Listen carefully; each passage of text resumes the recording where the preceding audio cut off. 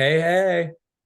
Hey, Welcome to the Brian and Kristen podcast. I'm Brian, and I'm Kristen. and we are here. It's the day before. We're at 4th of July weekend, basically, or week, I guess, this week, on a Tuesday. And how's everything been going for you, Kristen? Pretty good. It's been got a couple new clients this week, so that's good. And then, it's something you might be interested in. I got my request to join SAG since I did the T-Mobile commercial. Oh, yes. Yeah, so Well, I need to talk further with you about if I should be doing that. But it is kind of exciting to get a congratulations. You were a principal in a T-Mobile commercial, so that was kind of yeah. cool. People I got just to got that check this out your morning. Yeah, people got to check out your commercial. It was fantastic. And it was all I guess you call it ad lib or improv. They didn't tell us what to say, so it was fun. Yeah, your wit was really spot on. And you've never actually taken a real improv class, have you? No, I've thought about it, but I have not. No, that is just natural wit. Yeah. Yeah, we gotta you know what, Kristen? I'm gonna put a link in when we put this up on YouTube. I'm gonna put a link to the do you have yours up on do you have that up on YouTube? I mean, it is a YouTube link. I mean, Yeah. it goes So there. we'll figure out how to put that in the comments section so people can see that commercial, and we'll put it up on our Facebook too, because you were really fan. I'm biased. You're my sister, but I really thought you were stealing the show in there. I mean, everybody in that commercial was great. You really had some zingers, though. You had some. I mean, I'm not gonna lie, I was a little bit like, I was like, wow, I'm surprised how that actually came out because I had no idea, and I was definitely nervous doing that. And I will say it's a high compliment coming from you as a comedian who actually knows what the heck you're doing. Yeah, yeah. I thought, man, she really nailed it. Well, then you got picked up. You got an agent in Florida already. You already had an agent in Florida. Now you got an agent in Cincinnati because my agent saw it here in Cincinnati and he liked it. And yeah, hopefully there'll be more of those. Now, as far as the Screen Actors Guild, right now the president of the Screen Actors Guild is the nanny, Fran Drescher, Oh, yes. and she's doing a much better job. The last president of the Screen Actors Guild was a total garbage can. That was that lady from 90210. Her name is Gabrielle Cartez, I think, or something. She was on 90210, the original. She played kind of the dork of there. And she was just trash. She's the one who was like making everybody do mandates. She kicked Donald Trump out of Screen Actors Guild without even giving a vote. I mean, I'm sure the rest of the screen actors wanted him out, but I said, hey, let me have my say, right? I have to pay all this money. And but she was really not she was more for the producers and the big money people than the actual actors. She's somebody that if she was a real life politician would be selling us down in the river to George Soros in a heartbeat. So I'm not getting political on Wow. this, by the way, Mom. Mom Just said, like, don't well, get. I might need to revisit this letter that I was once excited about. But you know what I tell people? Well, in your case, you keep that in your back pocket ready to go for the next time you get a job, and then you sign up and do it. But with what you're doing right now, since you're not out there every day, it's not your main kind of job, like Right. because I was eligible for Screen Actors Guild and I waited a long time. I think I waited too long to join because I was working, but I was doing these. People would say, well, you got more jobs as a non-union. Yeah, but they don't pay as much. So if you Mm. do one job as union, that's like 5 to 10 jobs as a non-union. So that's what. Wow. So yeah. So in a lot of ways, Screen Actors Guild kind of I think takes advantage of people because they barely anybody they don't help you find jobs. You still got to find your own job. They just come in there. It was Screen Actors Guild was founded by Bugsy Malone, the gangster, Hmm. and it's actually a gangster operation. What they do, they come in and take your money from jobs that you found yourself. They don't teach you. They offer classes on acting, right? But you got to be in the first. Back when I was doing it, this was before online stuff. You had to be one of the first 15 or 20 people to sign up. By the way, they had always a little bit of nepotism going on because by the time the average guy would find out of these 15 or 20 slots, they're already taken by friends and family of the people in charge. So they didn't really offer you much opportunity for them to help you. But if you get another chance to do it, as you saw a SAG commercial, I mean, that can really be beneficial. I mean, I know that all my years out there, the SAG jobs are what saved me. Seemed like every Yeah. time I was about ready to come back home, I would get either a SAG commercial or a SAG stand-in job, and then I'd stay in LA longer, So Prolong the agony, maybe. yeah, prolong the agony. Well, then I said until Gavin Newsom came in, and I said I quit. I said I'd rather live in Ohio and wear a mask. Okay, so then wear a mask. So, but yeah, so it's good now in Florida. It's a right to work state. Ohio is a right to work state, so you don't per se need it. But I say anytime you can get a SAG, because they do have certain benefits and pensions and that type of stuff. But you really got to be. I mean, that's for people. Not saying. I mean, you could.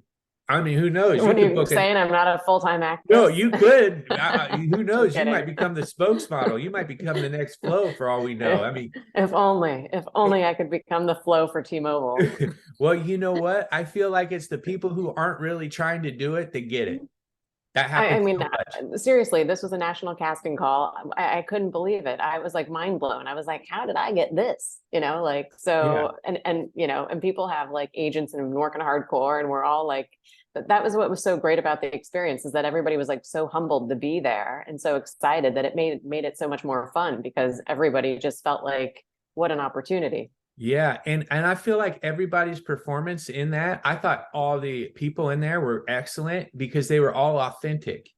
They weren't trying to, I'm here to perform, right? Because Yeah. when you're around a lot of actors, it gets super annoying because they're always like, I'm here to perform. They're always perform, right? Like, God, Yeah. can I breathe for a second? And it gets annoying too. And it's hard being a comedian because people always want to I just try to I do home remodeling, right? Because I say something else because I'm like, I don't want to be funny right now while I'm trying to eat my Whopper. Right, I exactly. just want to Yeah. be like kind of like left alone. And a lot of a lot of the funny comics that I know personally that I like are so quiet and humble in regular life. They're kind of more observing than they are. Now some guys are constantly on, but that takes a toll on you.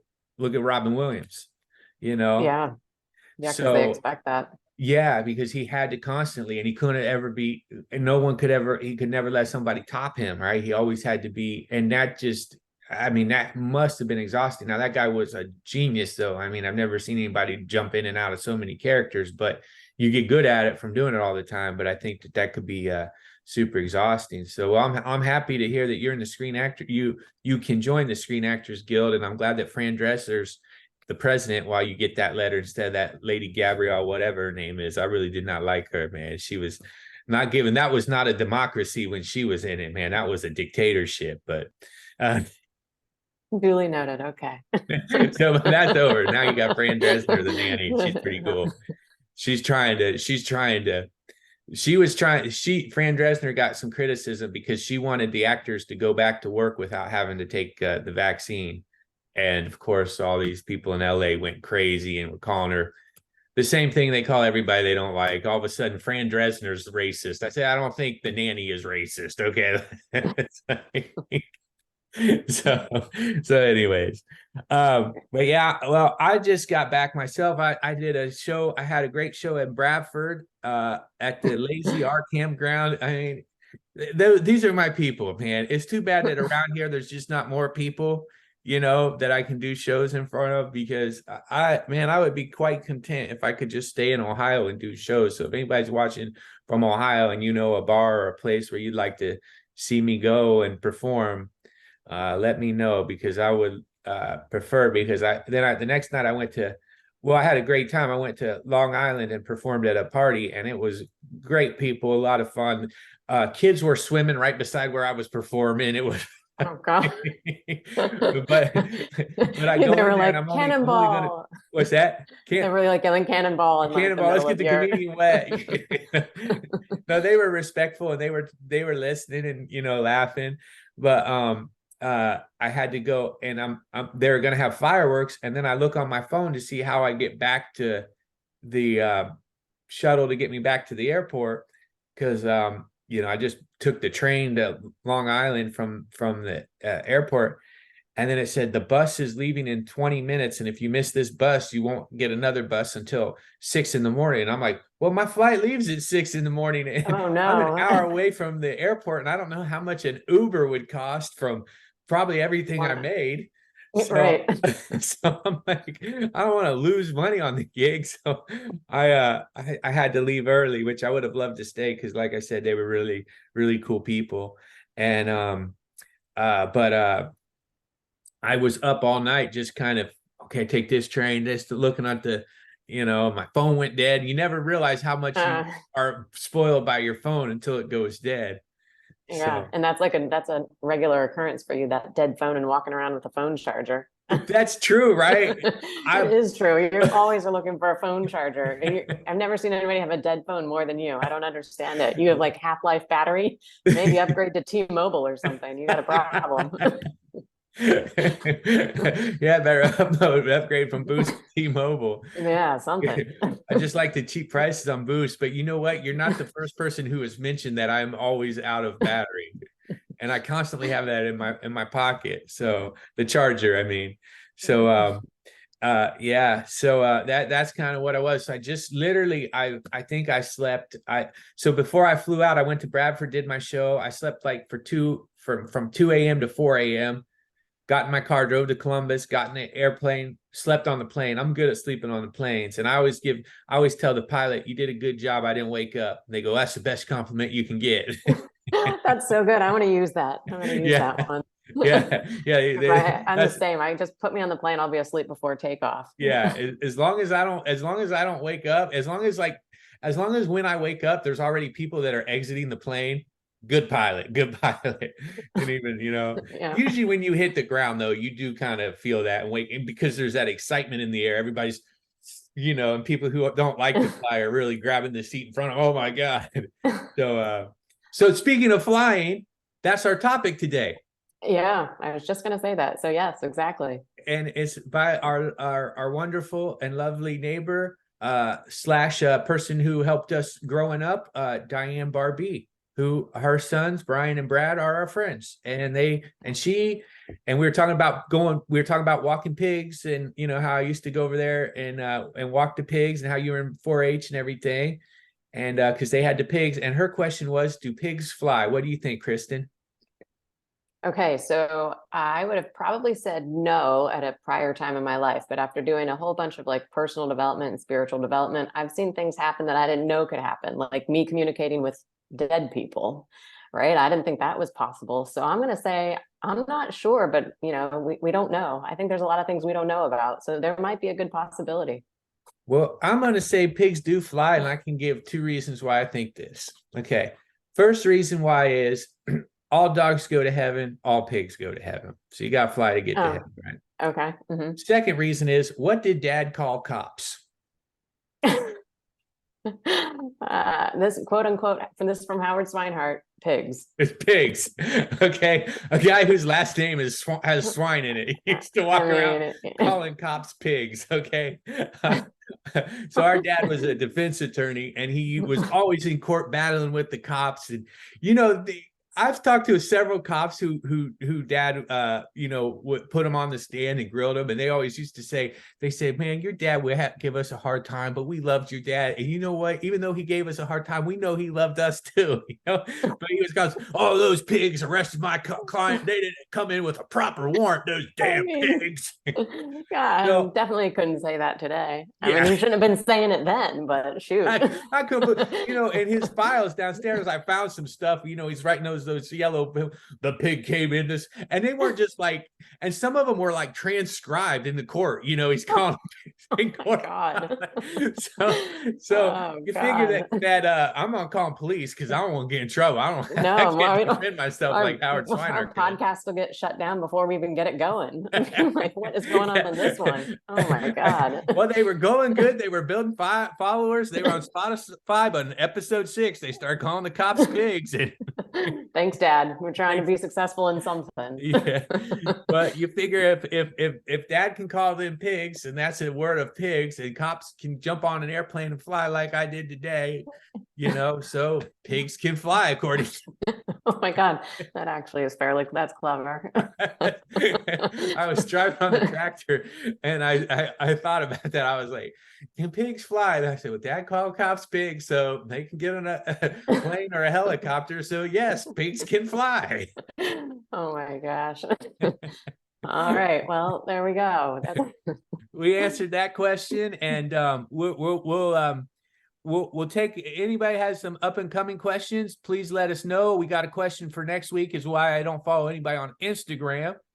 And but we need some more questions for the up and coming weeks. So please comment down below if you have a question, any question at all, ridiculous, serious, funny, personal, anything, about soda pop, about tree. We don't care. We'll answer it, because it always, no matter what our questions are, it comes around like George's question last week. Who knew how far that would take us down our own personal life, Yeah, that was a good one. Yeah. And yes, please feel free to leave us any kind of questions you have or anything. And we're really having a great time doing this. And it's been nice to see some people commenting and letting us know they're watching. And we got so we got we got this going on Facebook and YouTube, and we're on Anchor, which puts us out to Spotify and a bunch of other places, Apple. So any place that you guys see it and you want to like it and subscribe to it, that would be awesome. And but yeah, please send us your questions, because we love we love doing this. And that was a good trick. Like a simple question like, can pigs can fly, you can take it so many, and it shows you with like the wording of looking at different words in different ways. So and we love pigs. They're fun creatures. They say that pigs Well, are I mean, actually you the have to. smartest If your animal. last name's Swinehart, you can't not like pigs. Yeah, Your last exactly. name's Swinehart. I sell a t-shirt with a pig on it, so yeah. Yeah, swine time. I mean, it is part of your marketing. And that's another thing. Pigs can fly because you could throw those shirts around. Yep, you can throw those shirts around. You can wear them on an airplane. People love to wear. That shirt is fun to wear when traveling, because you get a lot of because at the airport, people kind of want to talk to you. You know what I mean? They kind of, people kind of funny shirts, and you see a lot of funny shirts at the airport, and that one is one that you wear. People definitely will. What's that mean? Yeah, I always like a good funny t-shirt because a good conversation starter. I have a manatee that rides a bicycle. I have a t-shirt, the manatee's riding the bicycle. And I get so many compliments on that shirt, or like stop and have a conversation. So that to me is always fun to wear a t-shirt, just to engage with people that like you would never get to talk to otherwise. Totally. Yeah, totally. Because today I just had this. I've been wearing this shirt for, I think, 48 hours now. So your professional shirt. Yeah. I mean, I didn't even pack a bag or anything when I went to Long Island. I mean, I came in JFK and I flew out of LaGuardia. So that was kind of complicated, right? Two different airports. Oh, yeah. But I was like, I'm not bringing a bag or anything, because I know I'm going to be, doing 1 hour of a show and the rest of the time trying to figure out where the heck I am. So I didn't want to have a backpack on me. So I've been wearing this, but this ain't a shirt that's going to get a lot of. This is just regular. You just blend in with the crowd. Yeah, not a conversation starter. Yeah, but so yeah. Anything else, Kristen? Anything else you want to hit anybody with? No, I don't think so. Okay. No. Cool. Well, it was yeah, that's it. cool. Well, I had a great time. Thank you for joining me.